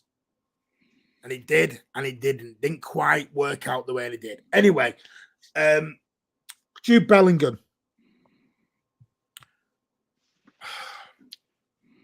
I'm kind of with Xander on this because there's been a lot of talk of Gundogan going out at 32 years old, or maybe a Bernardo even going out. Listen, I would love Bernardo to stay, but the simple fact of the matter is, for me, if Bernardo deep down wants to leave, fine, I'm not going to beg anymore. That's a personal stance from me. I ain't going to beg the guy anymore to keep staying and staying and staying. If you're going to twerk for Barca for 3 years on the bounce, then clearly your heart is at Barcelona. You know what I mean? You want to go there. And as much as you keep wanting to beg, I just don't want to do that anymore. If he wants to leave, fine, he'll go with my blessing. Gundogan, I'd love to keep maybe for another year, 2 years. But I think it is very dependent on what kind of a World Cup Ilkay Gundogan has for Germany. Ilkay Gundogan, and if you look at him for the last sort of probably 4 or 5 games for Germany, he's been very pivotal for them in their big performances. Yeah. If he goes to a World Cup and performs like that, he's going to catch the eye of some big clubs around Europe that might think, I want to give this guy regular first-team football for a couple of years. And you know what? If that's the case, the same, fair enough. Away we go. The cup draw is coming up. We're just not quite on it now. Yes, we are staying on Patrick. I think Gundogan's a great player to have in the dressing room as well. He's a great leader. He's got a great tactical understanding of the game. We can't lose everyone who is old because we do need that maturity. And we can't lose everyone with a bit of experience in here as well, because we brought in Alvarez, who's 22. We brought in Haaland, who's 22. We brought in Gomez, who's 23. It's good. Bellingham, if we do bring him in, 19. It's good to keep Gundogan in there. Obviously, we lost. You need to have the old heads, don't you? Let's be honest. Correct. Been through it. Correct. Know what it's about. And we've lost a few in the last year or two. We have. Exactly. So it's important to keep players like him as well, who have an eye on going into management. So they're keen to understand the tactical aspects of the game and man management and being around a team. And so I think keeping Gundogan, there's actually a part of me, even though I prefer Bernardo as a player, that I think would be better, more prudent for us to keep hold of Gundogan than Bernardo, just to have him as an influence in the change room. The players obviously respect him. They voted him as the club captain. So I think and look what he did for us against Villa last year. You know, why did you say KDB's under? Because Vater's back now, and Vater because he's so came out with Bellingham could be the replacement for KDB. Someone said that last night to you as well. I think he's so good. I think he's so young.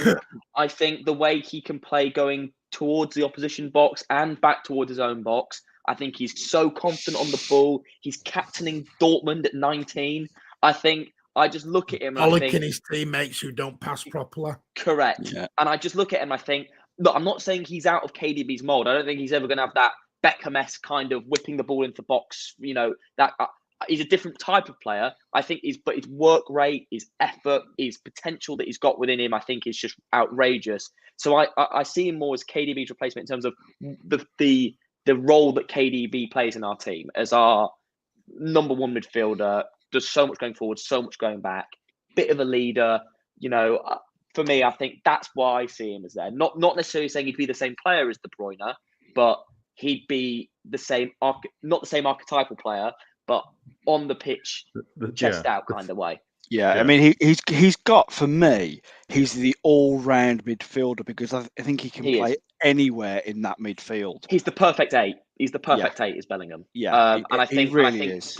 I think De Bruyne is as well. I think De Bruyne is the perfect 8. He can go backwards, he can go forwards. He's what he's got like De Bruyne is how he's deceivingly fast on the ball. He's got that long stride when he gets going to get past someone. He's not like a Sterling or a Sane. He's got that bit more of a stride and you have to take him down. I just think I rate him so highly. But yeah, so that's why I say that. I don't rate him probably that because I still think there's still learning. I think Xander's saying what you can see in the player. Do you know what I mean? At this young age, you can. That's what I'm saying. See. Yeah. I'm not saying he's going to come in, but then, and that's why I say he could be because we don't need a KDB replacement right now. He's 31 or something. And he'll just drop. He'll drop deeper with De Bruyne as he plays. He'll go into that. Do you not think it'd be prudent to start the search? No, and that's what I'm saying. And get someone in who's 19 who can play with him for a few years and learn his game, learn his role within the club. De Bruyne can get a little bit deeper. He'll start to fill in that kind of role. You know, I just think it'd be perfect for us to just slowly feed him out, little bit like what United did with Scholesy, where they just kind of, you know, reduced to the point of like, okay, you know, we've got other players now that can kind of play. And obviously, they never found someone who was as good as Scholes. But, you know, just that kind of idea of just drop him back, keep him in the fold. And then bang, we've had someone in the club for 3 or 4 years who knows the club now, knows the systems, knows the players, knows what's expected of him. And now he's 23, 24. And at that point, I think we're on for it. My point is be proactive on it. Don't be reactive. Don't wait till he's 34 and he gets a fucking really bad knee injury because we know what he's been like with his knees and his ankles. And, you know, so don't wait for that moment to like, shit, panic. Who's going to take his spot? It needs to be, right, he's looked like he's good. Let's get him in. Let's get him learning. Definitely. The reason why I'll see you all right if we bring Pat on. Pat wants to jump on for the last 20 minutes, so half an hour. Yeah, definitely. The reason why I like Jude so much is a large part is because of his youth, because of his age, and it's also because of the stature of the young man that he is. I think what he's able to bring in terms of a difference to our club would be fantastic. I don't label him for the final product. He's 19. Exactly. The footwork, the patience, the vision. Even if you want to criticize his range of passing, that can all improve, and it would definitely improve with the tutelage being mentored by the midfielders that we currently have. So I'm excited. And working under Pep. 100%. 100%. You know, so I would love for him to come to the club in that regard. And then I also think that we're also wiser as a fan base too now, having gone through the Grealish experiment, right? he came through as a $100 million player. We obviously know that that's not the output that we should have expected from him. But if Grealish continues to show the form that he just did last night, and that's the type of attacking player that we get, we're calm, we're cool with it, and we can also now set that same expectation for Jude. We're not whatever price tag it happens to be. If it is one of the high numbers, we as a fan base shouldn't be like, okay, well, we're going to expect $100 million type output from you. We've seen year one, it's going to take some time. I think it's more brutal on an attacker as well, Vader, because an attacker is, especially nowadays, is measured by his GA output that he's getting. Whereas, yeah, but that they're going to look at how he impacts the game, and they're going to expect a Silva, going to expect a KDB type expectation for him, and I think we should just be confident to know that the impact that he'll have is definitely going to be worth the investment, but it may not happen year one. Grealish is under pressure, but if he shows the form, if he had shown that form maybe early in the season, all of us would have talked every rival down and be like, you don't know what you're talking about. The thing is with Grealish as well is that he really was brought in to be the Bernardo replacement, because Bernardo was pretty much going to go out the door. Correct. And it was only because, for whatever reason, really, he stayed. You know, that Grealish has not been really played his proper position. Last night he was, and look what he did. Okay? I mean, he's a wide player who can play in the midfield. I mean, that is literally Bernardo Silva. You know, it's like... Exactly. And the other thing I was going to say that we haven't actually touched upon at all about Bellingham, which is, I think, another great thing, he's English. It's an English quota. We need him. Yeah, we do. We do. That is what I was going to say, is that, you know, we are starting to see that, you know, we've only got a couple of English players in the first team squad now. But then again, we say that we've got the largest representation in the England squad in the World Cup. We've got 5 players. We've got Foden, Walker. We've got 5. Calvin Phillips, Stones, and... But what you have got is, you've got Walker at 32. Yeah, that's what I was about. My next point. Yeah, age. So you've got... This is what I love about our great football club, is that we don't panic. There's no panic button that goes in. Everything they do is strategically planned.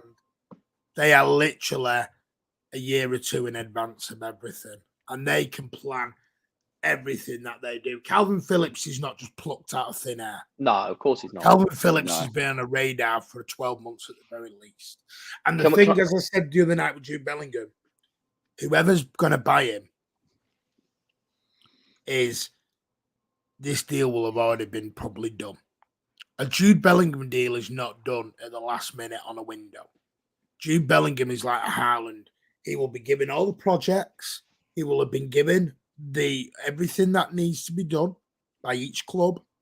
And then he goes away and he talks. Because Dortmund know he's going. Dortmund know. Yeah. They've already basically said, we know there's an exit out the door here. As long as they get a good price for him, and also the relationship we have with Dortmund comes into play. Manchester City are respectful, they are trustworthy, and don't leak stuff to the press. And they are every kept club in-house. we allow. I said this today. We allowed all our targets that we've signed. We allow the selling team to announce it first. Yeah, we never go first. And it's never stuff in presses of we've bid this much and they, you know, can I just say, people are here for the Carabao Cup. I need to bring Pat in. I'm sorry, but Dion Dublin will not shut his mouth. He's talking. I was going to say, can we all pick a team? Can we all take guesses of who we're going to get? All I'll say is it's going to come up in about the next 5 minutes. Pat, good evening, mate. Good evening, gentlemen. How are we? Evening. I'm going to say yes or no to you all. I just want a yes or no from all of you. Will Jude Bellingham be a Manchester City player come 2023? Xander, yes or no? On the spot. Does it have to be 2023?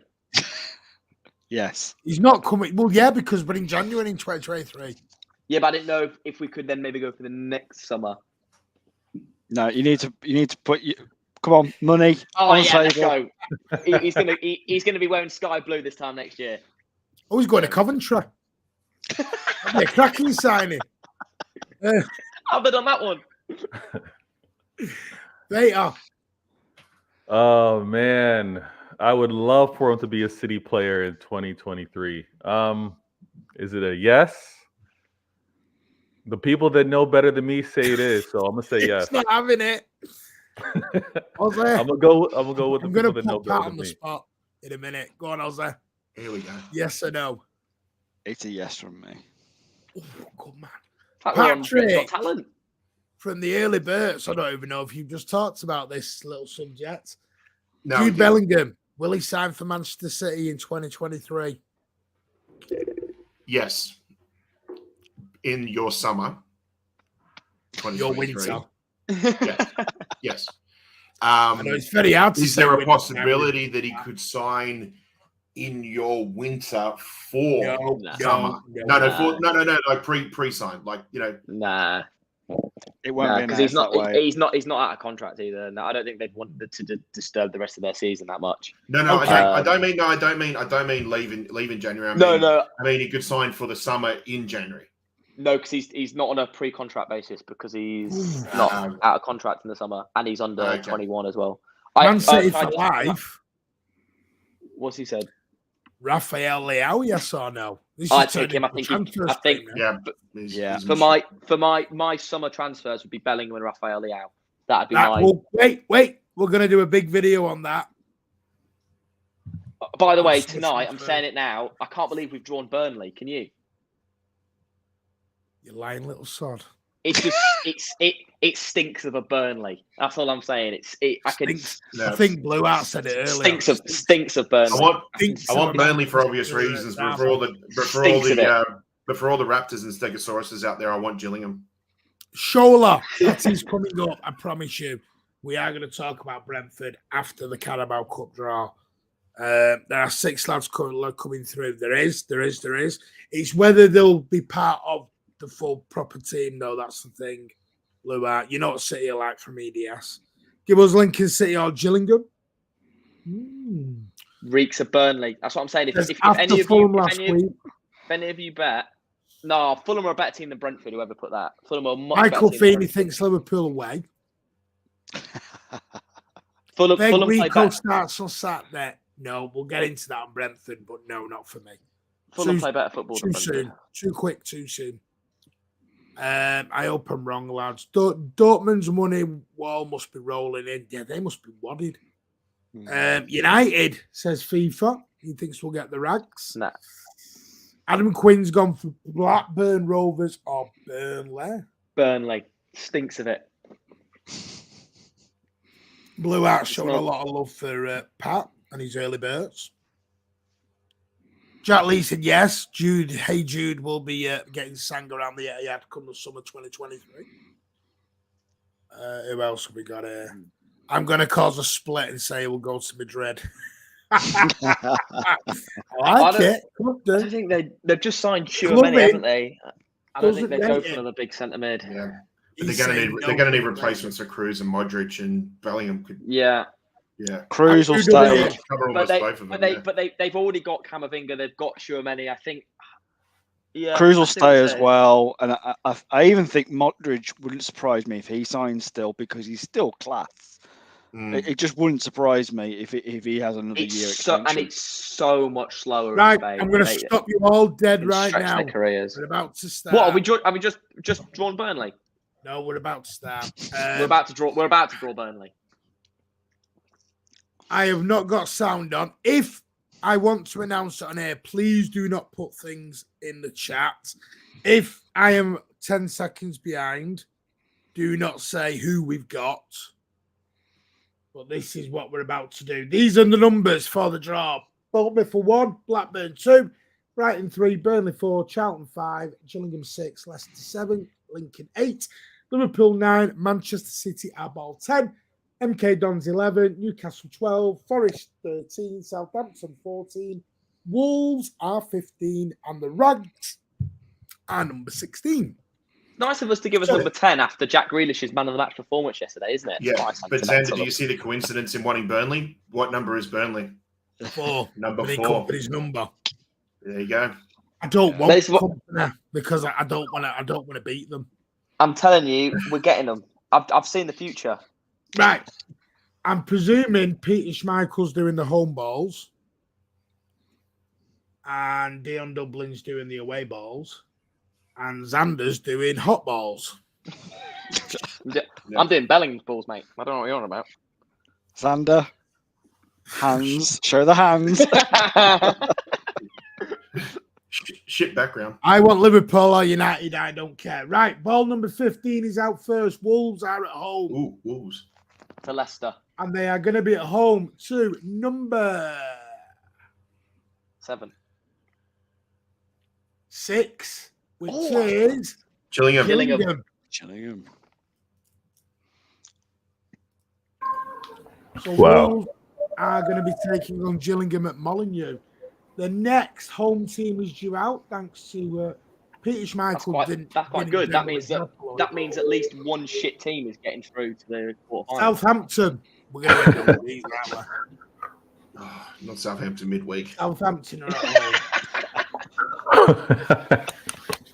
Nope, they are facing number 8, which is Lincoln City. Okay. Oh, so the big boys have already been drawn. So Southampton against Lincoln. They're going to give us bloody United or Liverpool out. Or Newcastle. It's lining up for a big matchup. Number 2 is Blackburn Rovers. I love these. 5,000 fans down at Come Eagle on. Park. Yeah. Take me back to 2000. Come on, boss end. Come on. Let's do it. They've got number 13, which is Nottingham. Nottingham Forest. All right. This is interesting. That's Come a on, lot of Burnley. no disrespect, but a lot of weaker teams playing weaker teams. So guarantee some easier ties. For the It's next random. It's random. round. I have a feeling we're Next getting home Newcastle. team is number 12, which is Newcastle. Oh, Newcastle, here we man. go. Here we Hey, go. man. Boogie. And it's at Like St they go. James's. It's at St James's. Number 1. Oh, Bournemouth. Bournemouth. Bournemouth. Whew, okay. I'm telling you one, now yeah. who we're getting. Lining up. The It's end lining of the up. army. Oh, It's Burnley. I've told you, we're getting Burnley. I've seen it. It's Liverpool, I'm afraid. I smelled it through Anfield. the stream. At Anfield. We're getting Carlton. Yes, we're at home. Get it. Yes. We're at home. Number Against 10. Burnley. Come on, Burnley. We're at home. I'll have that. No, that's more money I've got to fork out. Number 9, we are at home to Liverpool. I told you. Oh. It's just mad, isn't it? Manchester City will be at home to Liverpool in round 4 of the Carabao Cup. Oh no! Jesus. Didn't I make a prediction saying I didn't want to face Liverpool in the next round in case bloody Belgium play Portugal At least we're in at the home. World Cup final? Number 16, There goes half United our are squad. now going to be at home as well. Is that Are United? at home. We might as well finish the rest of the draw. United are at home. Jesus. That's just deflating. Let's just hope we don't go to penalties because that Kelleher's got freaking United are at telepathic home to powers. Burnley. Vincent Kompany, boys. Oh. Oh, And Okay. he knocks out idiot United. United. He's going to be up for it. Yeah, he is. Yeah, you just know he is. So Oh. that there is 4 more balls left. I hope they're not kicking off at the same time. No, it won't. Because I'm presuming we'll be the one on TV. MK Dons are at home. We'll be in the TV tie. Of course Yeah. it will be. 100%. MK Dons. That is not an easy tie after the World Cup, is it? No. MK No. Dons are at home to Even at Leicester home. City. And like you said, Patrick, as well, Okay. if it is a Belgium-Portugal final, Yeah. And Carlo, there's our midfield gone. so MK Dons are at home to Leicester. And number 5, Charlton Athletic are at home. Okay. And it should be this because they literally have nobody else left. Number 3, Brighton and Hove Albion. So that's kind of a derby. If you want, I don't know what their class as derbies anymore with Brighton and London teams. Charlton, kind of. Nah, it's just- probably. It's just We gotta big look Crystal at- Palace, the M23. Wait. isn't it? When is the next round? What's the date? 29th. It's the week leading up to Christmas. Yeah. Midweek. So basically, we have Boxing Day. Yeah. It's Boxing Day is the first game back for everyone. Correct. After Yeah. World Cup, and then it's the game after. Woo! No, it's before Christmas. 4th round's before Christmas. It's like the 20th, 21st of December. Is it? Yeah. Yeah. 19th, I didn't think we were back there. December. No, Yeah. no, that was Except that the was first. I read somewhere the first competitive game back was Boxing Day for everyone. if Yeah, you're for the referring to league. the league, yeah, but Yeah. Carabao It's the sneaks in before He's Christmas. Oh Yeah. damn! Oh Yeah. damn! We're gonna have That's what, no that's what I was saying. It was Yeah. like I didn't want to face Liverpool in case we had a ton of City players playing in the World Cup final. It's basically the week of the 19th. It's gonna be EDS. It's gonna be EDS with Haaland up front. That's literally what our team's gonna be. Yeah, EDS, Haaland, and Mahrez. EDS, Haaland, and Well, Mahrez. Yeah. all I will say is I will confirm right now to Man City for life that we will be going. Anyway, Right. that's, You'll be at the game. that's just to let Man City for life know that I know who he is. While he's Okay. sat outside my door there typing away on his iPad. Anyway, get to bed. You got a school night. Right. So, Manchester City, Liverpool, what a build up that's going to be. If we're going to win the Carabao Cup, we are literally going to do it the hardest way possible. Chelsea, Liverpool, and God. Yeah, We'll probably end up with City- United in the next Bournemouth. round, and we'll end up with a. I don't Burnley know. in the, Listen, Burnley in the, no, it would be Burnley in the quarterfinals. Yeah, and then we'll play them in the Ooh. quarters. That's obviously the vision I had. It was for the quarterfinals, not for the round. Yeah, of no, 16. keep Right. Martin happy. We'll play Burnley at Wembley. Topic number 4, the final one for the evening is Brentford preview. Now we play obviously Saturday 12:30 kickoff.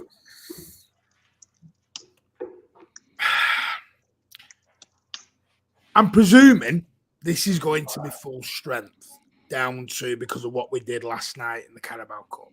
I'm presuming everyone comes back in. Now, from what I've heard, Ivan Toney is back for this one. Nobody's mate. Xander, if you've got a shoot, mate. Yeah, shoot. thank you for having me, fellas. Nice to chat as always. Cheers, mate. See you later. So, Oh, mine's disappeared. which will probably be the best thing for some people. Brentford. Ivan Toney is back, it looks like. So there's a goal threat. Anyone expecting not full strength 11? This is the final game before the World Cup.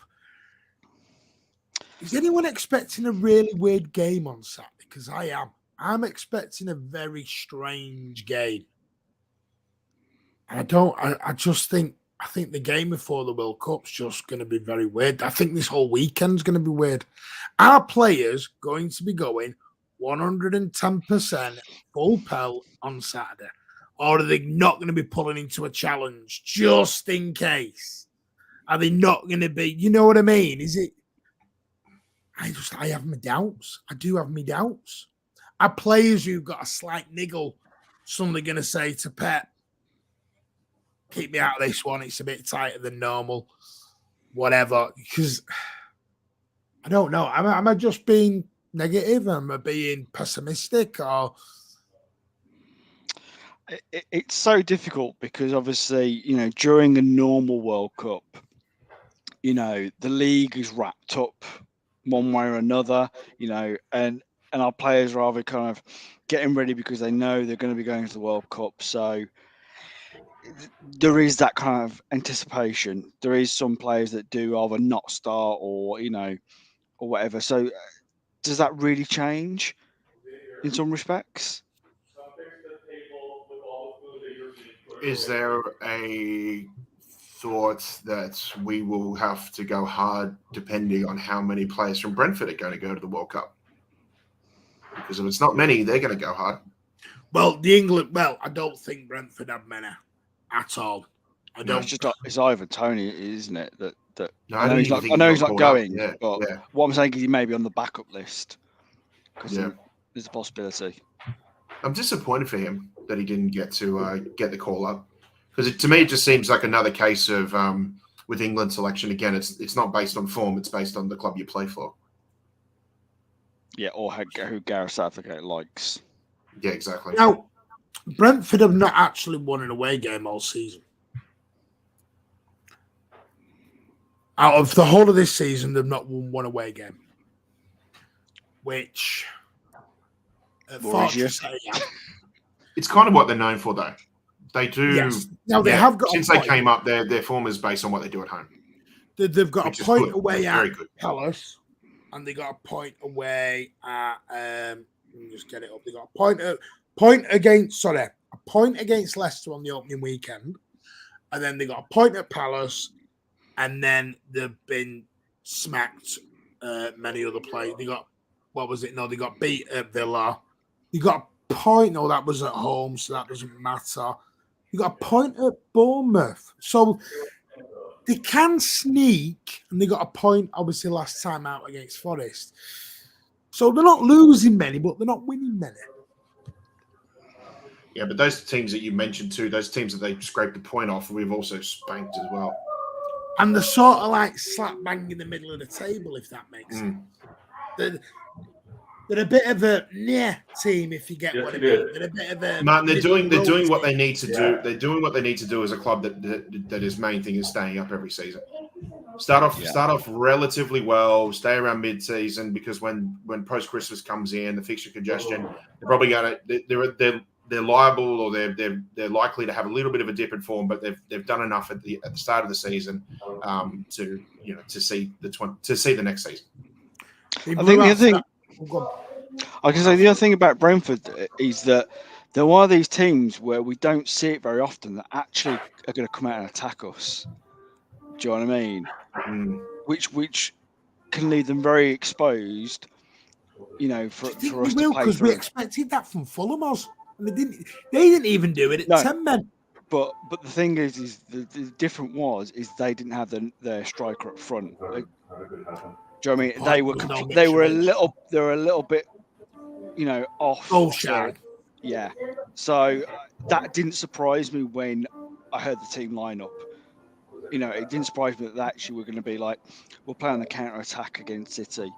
I just feel that Brentford know that this is a game where they know they're probably are more expected to lose, but they'll give it a go. And if they can win something on the counter attack, they will.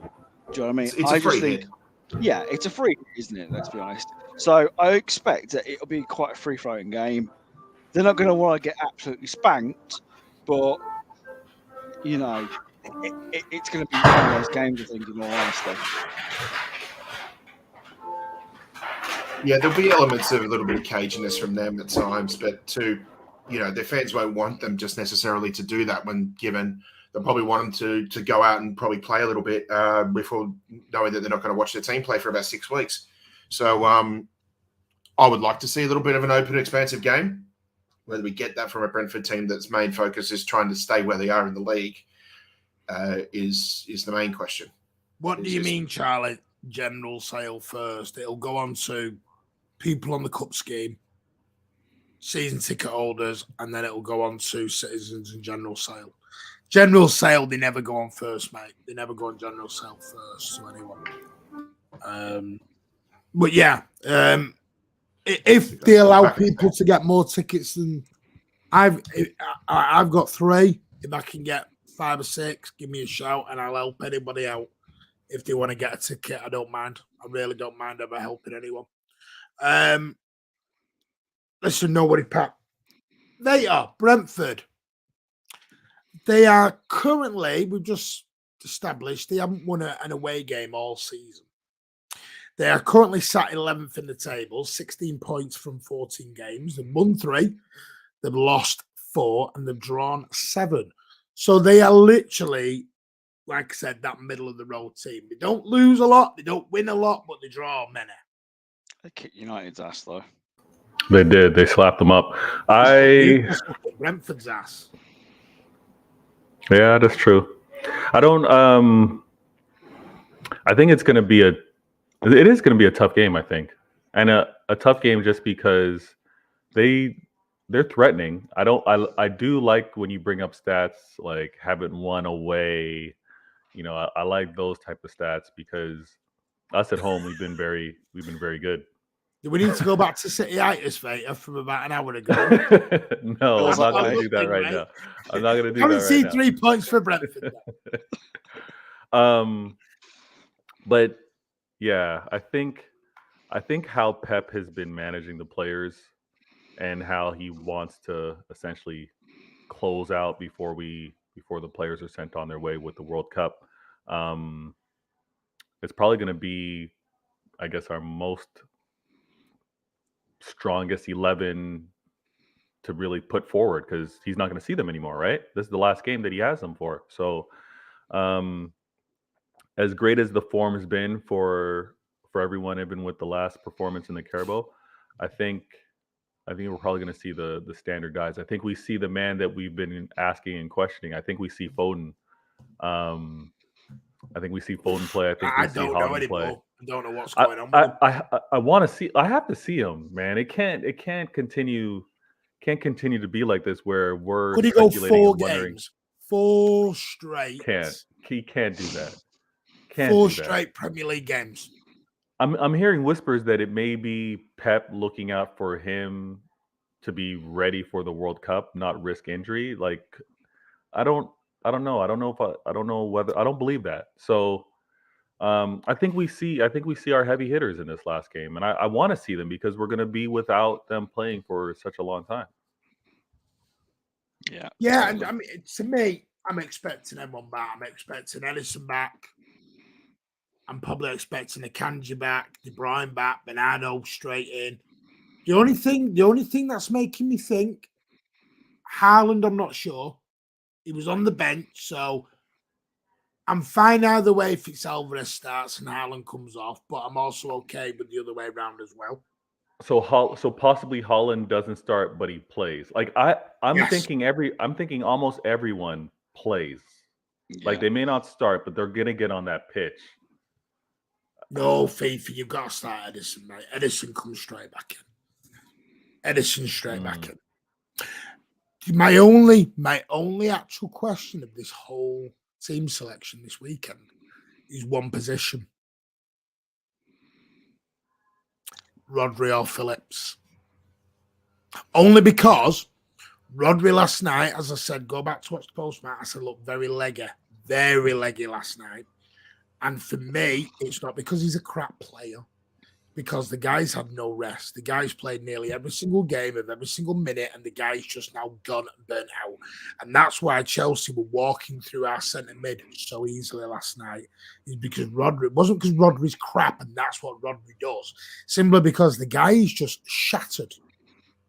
And for me, Calvin Phillips is like a brand new sign. He looked really good last night, so comfortable on the ball, sprayed the ball around like a delight. And if you can get even just 60 minutes out of Calvin Phillips and give Rodri the last third, I'm okay with that.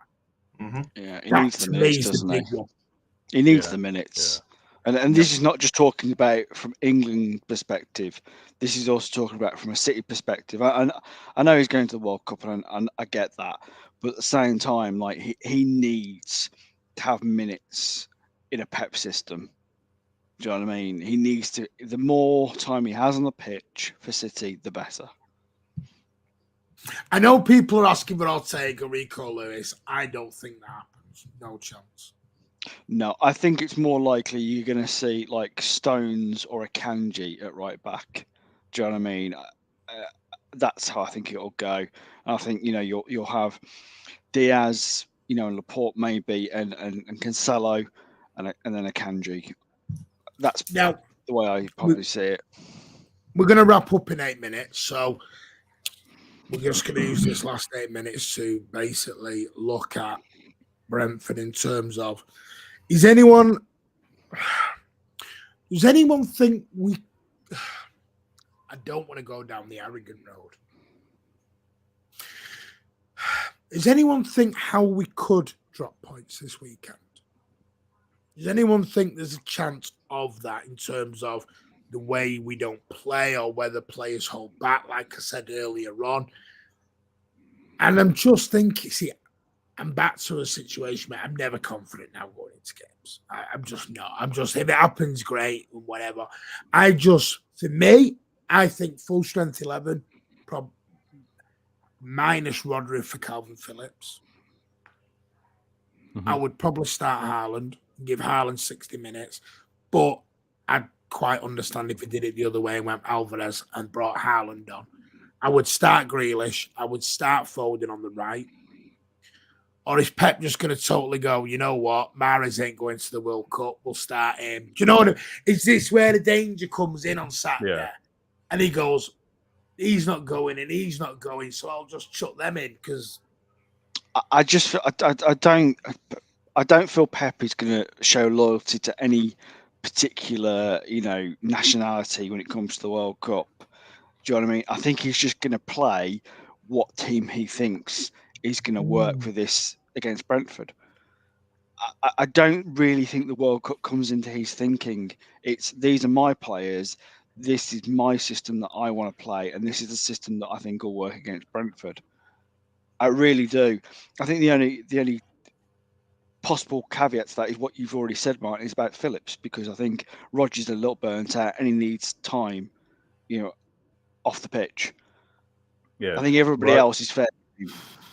Rodri looked leggy, even despite Gundogan playing that sixth role for a couple games, right? So I think the only risk, the real risk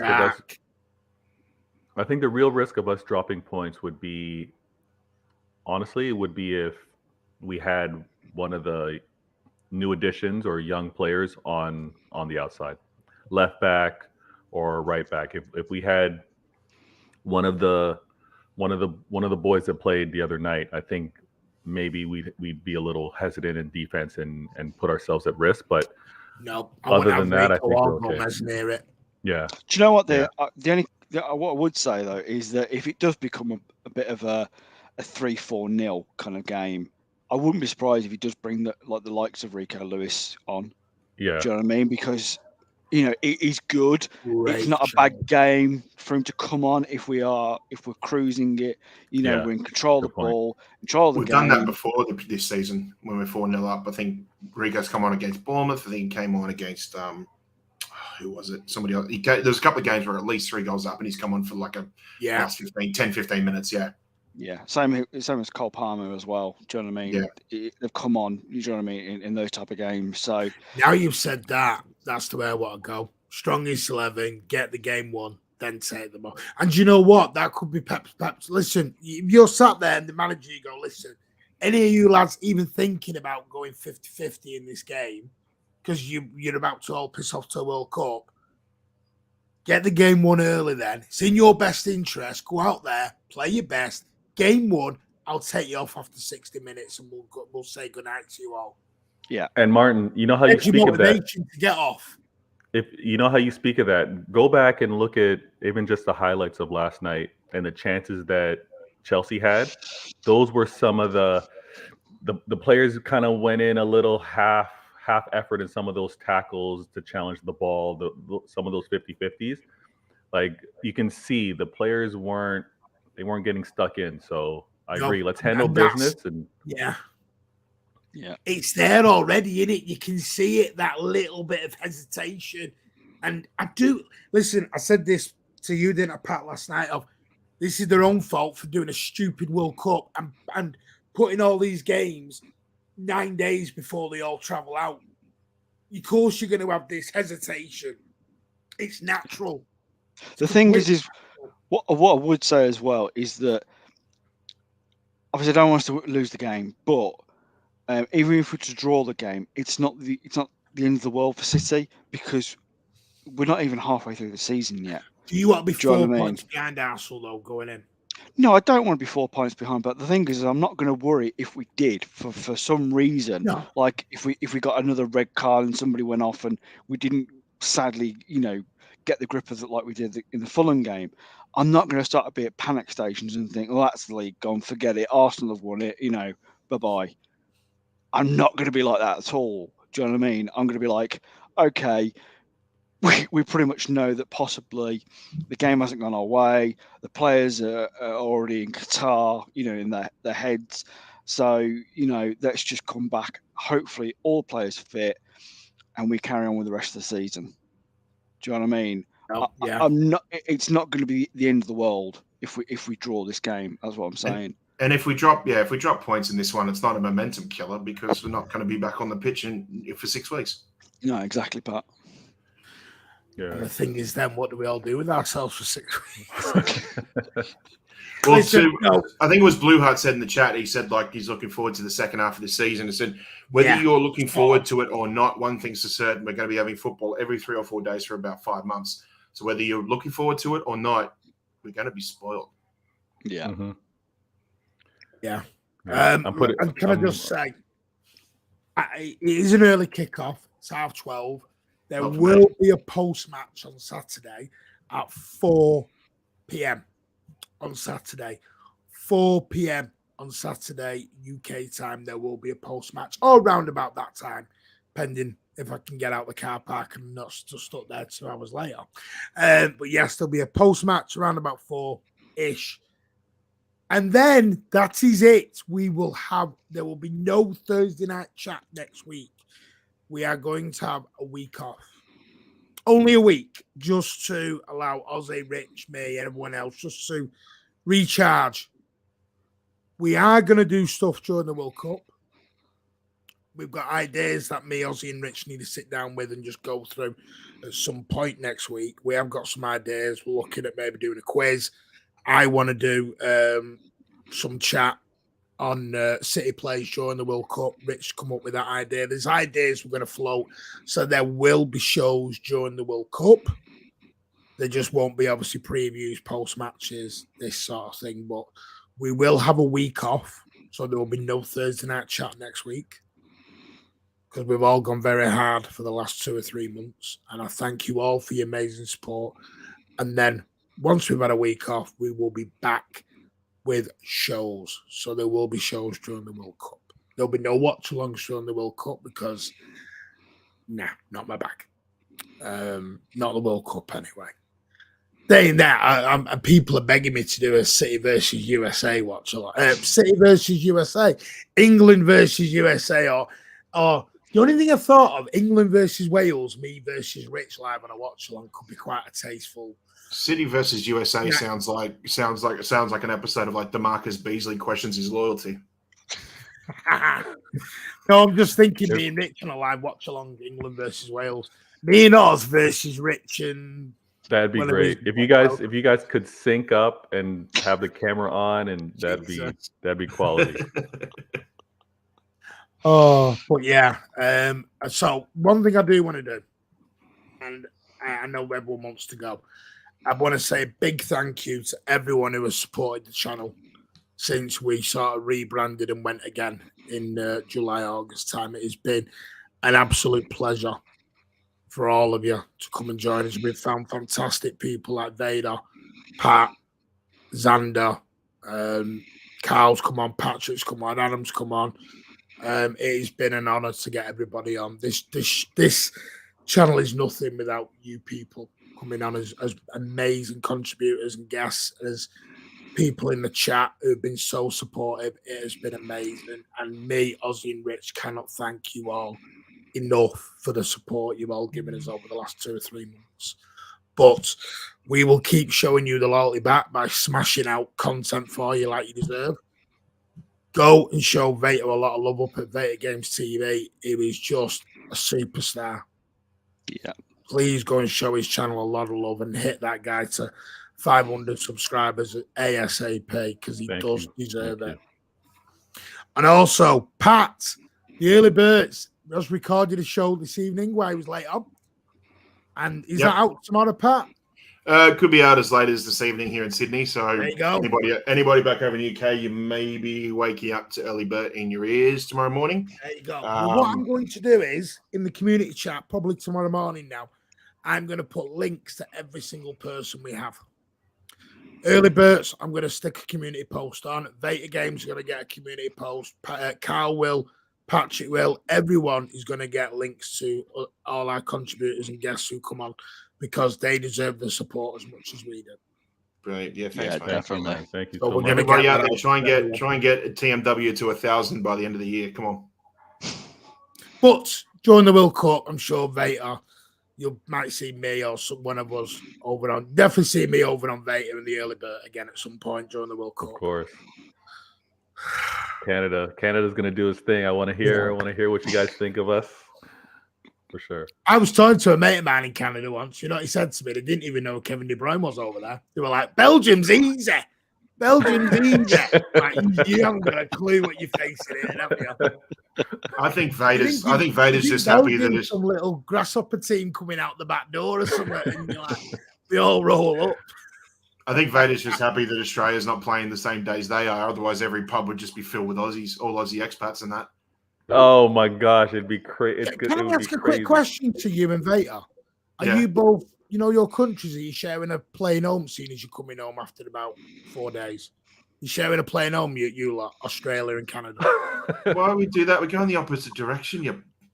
Jeez. Yeah, but you'll all be leaving at the same time. No. Yeah, but it's not geographically viable, is it, mate? He's trying to slight us all like right, we're not all right. advancing. Jamie McLaren and Aaron Moy are going to stop in Whistler for a bit of a snow trip, are they? Yeah, no worries. They've probably got family over there. We've only got 26 million people. The other 26 million are over there on a winter holiday. England are going to be World Cup champions. Don't you worry. Oh, here we go. Oh, dear. I don't even believe that myself. I don't even know why I said it. Is there a possibility if a dark horse, and I'd love to see an African team do well, but if they get their team sorted out, do we think Senegal could go far, given the time of year, the location, and the conditions that would suit them really well, and the depth of and their squad is amazing too. I think so. I think they're probably. I think they have a tough group though. Oh, they do. I think they have a tough group, so that's the one thing. But in terms of a team, yeah, they have a quality team. Coming off. Right, big thank you to everyone though. What an amazing panel we've had. Big love to you all. Like I said, I'll be back Saturday around 4ish. Hopefully some of these may come and join us. You never know. To talk a little bit Brentford. So please smash the like, hit that subscribe, and we'll see you on the next one because you have been a fabulous, fabulous community. I love this channel and all of you. Take care. See you on the next one. Guys. Great topics tonight, Martin. Awesome. Very rude.